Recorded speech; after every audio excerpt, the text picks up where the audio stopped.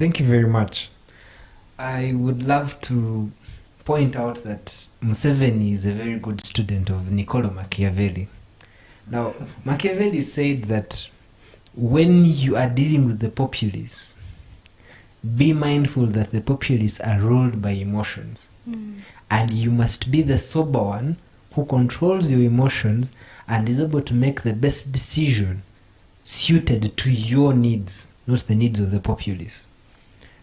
The decision to make Al-Hajji Hassan the chairperson of the Entrepreneurs League is something that benefits the government, not even the party, because Al-Hajji Hassan Basajjabalaba owns KIU. King Caesar Malengo owns King Caesar University. And those are also the same people whom have serious contracts. One of them supplies rice to the military. And I have it informally on record that Al-Hajji Hassan Basajjabalaba demands the government about $587 million US. When you have someone with such a tight grip on the government, the post is theirs.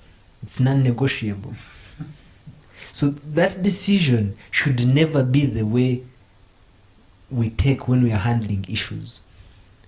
And I believe where we are currently, if we take such a decision to the youth wing or the other wings, we will have an even worse state, because currently we have a central executive committee where 80% of the members are from the western part of the country. If we decide that we are going to resolve issues amicably, you'll find 100% are from the western part of the country. You find the western person contesting for NRM vice chairperson Karamoja. And I strongly condemn that. Now, when we come to the issue of the youth, we have seen, for those who have gotten a chance to read Mahmoud Mamdani's books, in one of his books, Imperialism and Fascism in Uganda, he's explained how there was this young generation of pre-colonial youth that got access to money. When they got access to money, they became a privileged working class. The colonialists loved them so much, and in the end they were called the petty bourgeoisie.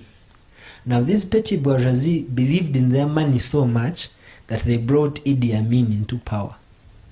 When they brought Idi Amin into power, they convinced him that he should send the Indians away so that they could take over their businesses. What they forgot is that they were not trained to manage those businesses. And in the end, that working class led to the collapse of an economy that at that time was as big as South Korea's. And now we are nowhere close. Now, Museveni has read those books very well. He has been a student of Marxism, and I believe if him and Robert Greene sat in the same room, they would share notes. Now, he knows that the youth that we have now are starting to gain money, because currently in the Youth League, it was an election for the privileged few, the chairperson race. I see Uganda moving into a direction that is threatening the presidency, the person of the presidency. Why? We have a class among the youth that I could say is mirroring the petty bourgeoisie. Why?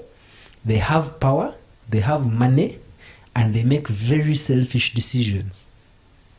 And unless this class is checked, we are going to have problems. That is why I cannot recommend the president mediating issues concerning the Youth League, because from the people that are contesting currently, I could say they are just the privileged few among the youth. So it would just be a decision that would favor those ones and not actually tackle the issues affecting the youth. So as a country, we need to look at that and see, are we going to settle for less and repeat the mistakes of our elders, or are we going to actually change the narrative, because we are heading in a very grim state, economically and politically. Thank you so much.